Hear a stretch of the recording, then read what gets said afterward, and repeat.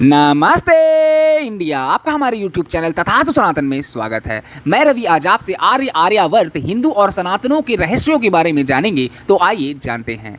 आर्यों को कुछ विद्वान विदेशी मानते हैं और कुछ देसी। जो विदेशी मानते हैं उनमें अंग्रेज और वामपंथी इतिहासकारों के अलावा इनका अनुसरण करने वाले भी शामिल हैं, और जो लोग देसी मानते हैं उनमें भी मतभेद है। किसी भी दूसरे मत या धर्म को स्थापित करने के लिए पहले धर्म को गलत साबित करना जरूरी होता है। उसकी प्रथा, रीति रिवाज, दर्शन, नीति नियम आदि को तर्क द्वारा यह सिद्ध करना कि यह अब प्रासंगिक नहीं रहा, यह कि यह पुराना नियम हो चुका है, या यह कि असल में धर्म नहीं है। धर्म तो वह है जो हम बता रहे हैं। आओ हम जानते हैं कि आर्य कौन थे, आर्य और आर्यावर्त शब्द का अर्थ क्या है, और क्या आर्य विदेशी थे या कि भारतीय। इसके अलावा हिंदू शब्द की उत्पत्ति और उसका अर्थ क्या है सनातन धर्म। तो आइए जानते हैं।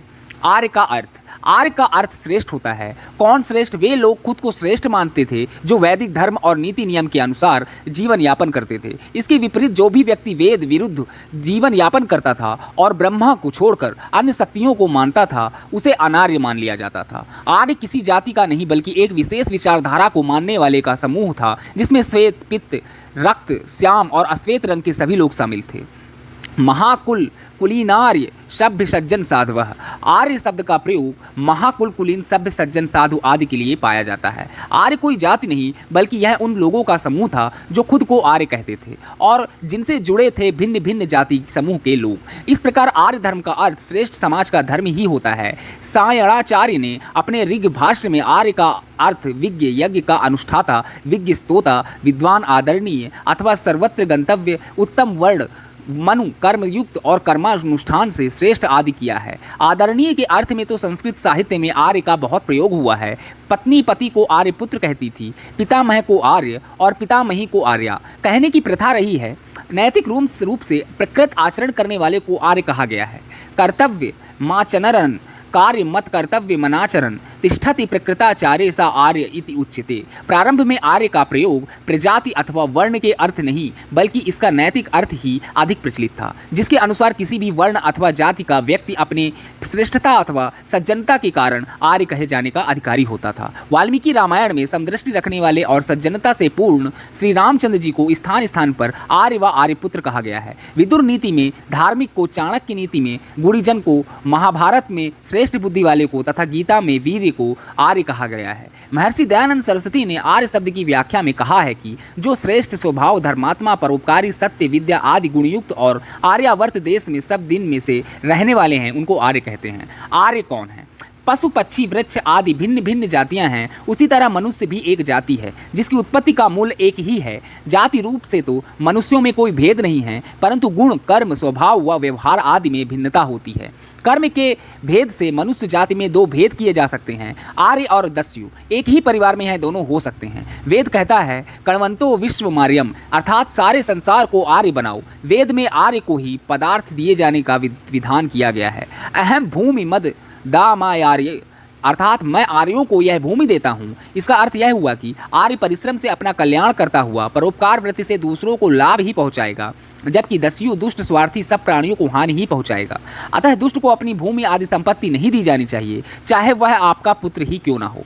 रावण के पिता आर्य थे, लेकिन रावण एक दस्यु था। वेद में कहा है आर्य और दस्युओं का विशेष ज्ञान रखना चाहिए। निरुक्त आर्य को सच्चा ईश्वर पुत्र से संबोधित करता है। वेद मंत्रों में सत्य, अहिंसा, पवित्रता आदि गुणों को धारण करने वाले को आर्य कहा गया है और सारे संसार को आर्य बनाने का संदेश दिया गया है।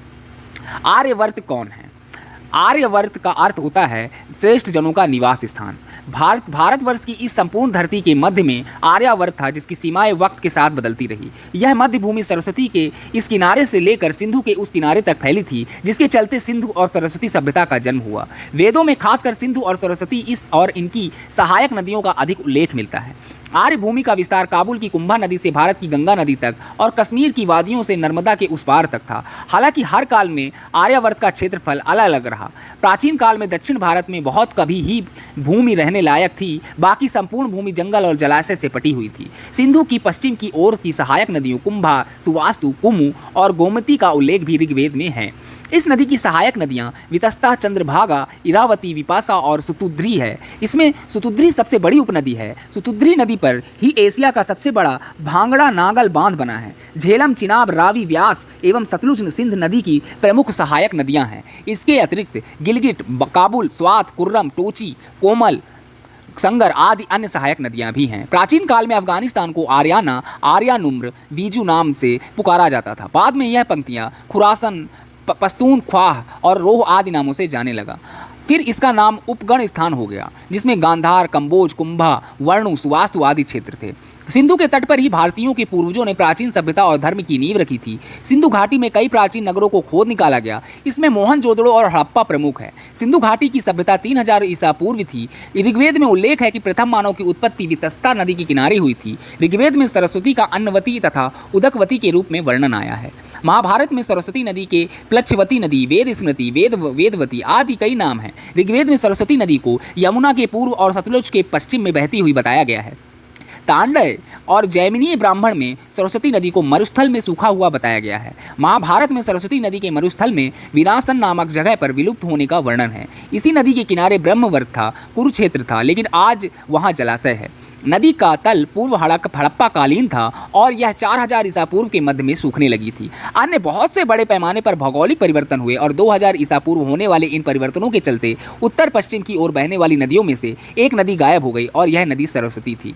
ऋग्वेद में आर्यों के निवास स्थान को सप्त सिंधु प्रदेश कहा गया है। ऋग्वेद के नदी सूक्त में आर्य निवास में प्रवाहित होने वाली नदियों का वर्णन मिलता है, जो मुख्य हैं कुंभा यानी काबुल नदी, कृगु यानी कुर्रम नदी, गोमती यानी गोमल नदी, सिंधु परस्वीरी यानी रावी नदी, सतुद्री यानी सतलज नदी, वितस्ता यानी झेलम नदी, सरस्वती, यमुना तथा गंगा। उक्त संपूर्ण नदियों के आसपास और इसके विस्तार क्षेत्र तक आर्य रहते थे। आर्यों की जातियां।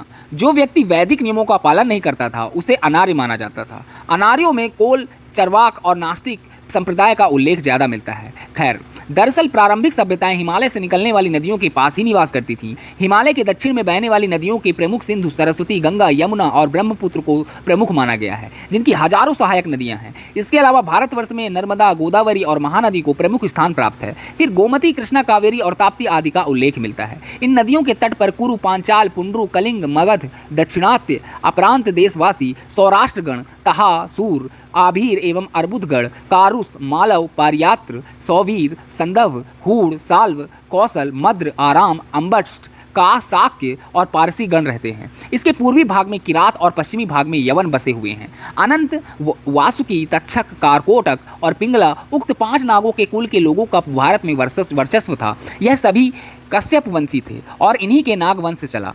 यह सभी आर्य थे। महाभारत के अनुसार में प्राग ज्योतिष्म और नेपाल, तिब्बत, चीन, कश्मीर, राजौरी, दार्द, हूड़, हुंजा, आम्बिष्ट, आम्ब, पख्तू, कैकय, गांधार, कंबोज, वाल्हीक बलक, सिविस्थान, सिस्टान, सारा बलूचिस्तान, सिंध, सौवीर, सौराष्ट्र समेत सिंध का निचला क्षेत्र, दंडक, महाराष्ट्र, सुरभिपटन, मैसूर, चोल, आंध्र, कलिंग तथा सिंघल सहित लगभग 200 जनपद महाभारत में वर्णित हैं, जो कि पूर्णतया आर्य थे या आर्य संस्कृति व भाषा से प्रभावित थे।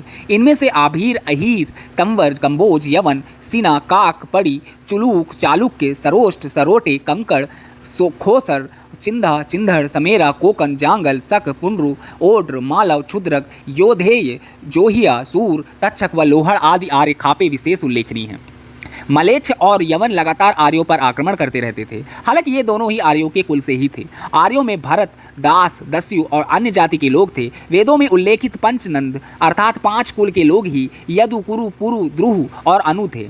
इन्हीं में से द्रहु और अनु के कुल के लोग ही आगे चलकर मलेच्छ और यवन कहलाए। 16 महाजनपद। बाद में महाभारत के अनुसार भारत को मुख्यतः 16 महाजनपदों में स्थापित किया गया। जैन हरिवंश पुराण में प्राचीन भारत में 18 महाराज थे।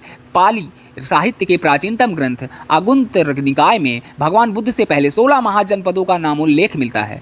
इन 16 जनपदों में से एक जनपद का नाम कंबोज था। बौद्ध ग्रंथों के अनुसार कंबोज जनपद सम्राट अशोक महान का सीमावर्ती प्रांत था। भारतीय जनपदों में राज्याणी, दोरजराणी और गणरायाणी शासन था, अर्थात राजा का, 2 राजाओं का और जनता का शासन था। राम के काल 5114 ईसा पूर्व में 9 प्रमुख महाजनपद थे, जिसके अंतर्गत उप जनपद होते थे। ये 9 इस प्रकार हैं: मगध, अंग यानी बिहार है आज के डेट में, अवंती यानी उज्जैन, अनूप नर्मदा तट पर महिष्मती, सूरसेन मथुरा, थनीप राजस्थान, पांड्य तमिल, विंध्य मध्य प्रदेश और मलय मालाबार।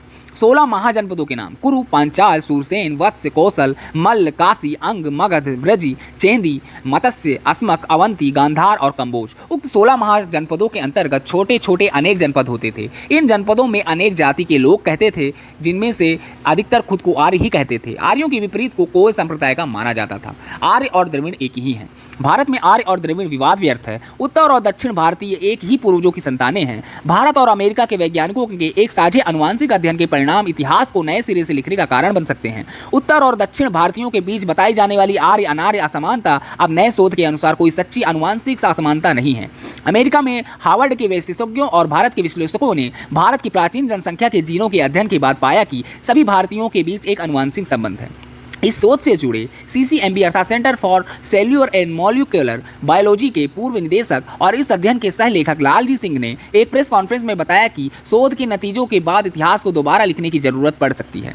उत्तर और दक्षिण भारतीयों के बीच कोई अंतर नहीं रहा है। CCMB के वरिष्ठ विश्लेषक कुमार समयथंग रंजन का मानना है कि आर्य और द्रविड़ सिद्धांतों के पीछे कोई सच्चाई नहीं है। वे प्राचीन भारतीयों के उत्तर और दक्षिण में बसने के सैकड़ों या हजारों साल बाद भारत आए थे। इस शोध में भारत के 13 राज्यों के 25 विभिन्न जाति समूह से लिए गए 132 व्यक्तियों के जीनों में मिले 5 लाख अनुवांशिक मार्करों का विश्लेषण किया गया।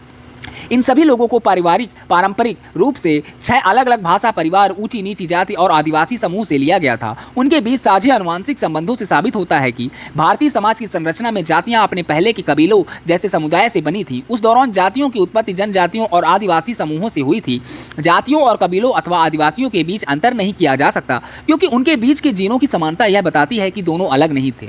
इस शोध में CCMB सहित Harvard medical school, Harvard school of public health तथा MIT के विशेषज्ञों ने भाग लिया। इस अध्ययन के अनुसार वर्तमान भारतीय जनसंख्या असल में प्राचीन कालीन उत्तरी और दक्षिणी भारत का मिश्रण है। इस मिश्रण में उत्तर भारतीय पूर्वजों और दक्षिण भारतीय पूर्वजों का योगदान रहा है। पहली बस्तियां आज से 65,000 साल पहले अंडमान द्वीप और दक्षिण भारत में लगभग एक ही समय बसी थी। बाद में 40,000 साल पहले प्राचीन उत्तर भारतीयों के आने से उनकी जनसंख्या बढ़ गई। कालांतर में प्राचीन उत्तर और दक्षिण भारतीयों के आपस में मेल से एक मिश्रित आबादी बनी। आनुवांशिक दृष्टि से वर्तमान भारतीय इसी आबादी के वंशज हैं। अध्ययन यह भी बताने में मदद करता है कि भारतीयों में आनुवांशिक बीमारियां मिलती हैं, वे दुनिया के अन्य लोगों से अलग क्यों हैं।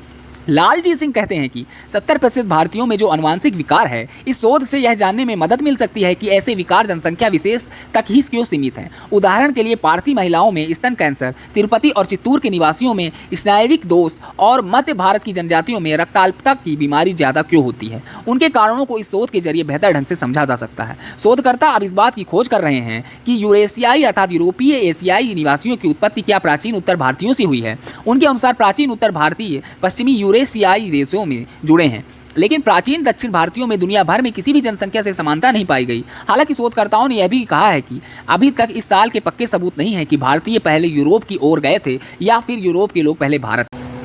वीडियो अगर पसंद आए तो लाइक करें और चैनल को सब्सक्राइब भी करें। जय हिंद, जय भारत।